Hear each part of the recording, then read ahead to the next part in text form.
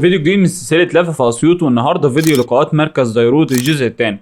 يلا بينا نبدأ الفيديو. ايه اكتر حاجه مشهوره بيها الديروت؟ القمح الفول الشام اللي هو الذرة الغليظة، والقلقاس، الفول البلدي، يعني اللي مشهورة بيه، واللي مشهورة بالجامع السايح والجامع البحر اللي هو تحت محطة سكة القطر ده اللي هو هنا ده.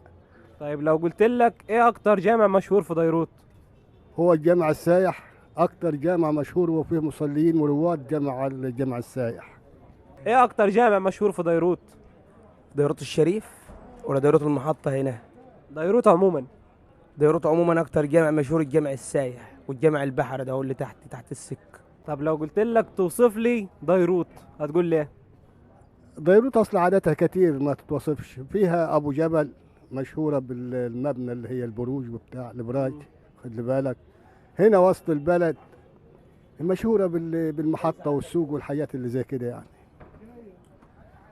كده يكون الفيديو خلص. ماشي، ان صاحبك اللي من أسيوط وعايز يطلع في فيديو وقولوا لنا عايزين المركز ايه المرة الجاية. ما تنسوش الاشتراك وتفعيل زر الجرس لو على اليوتيوب، والاكسبلور والكومنت لو على التيك توك، واللايك والشير لو على الفيسبوك. طيب لو وبس كده، ايه سلام. اكتر جامع مشهور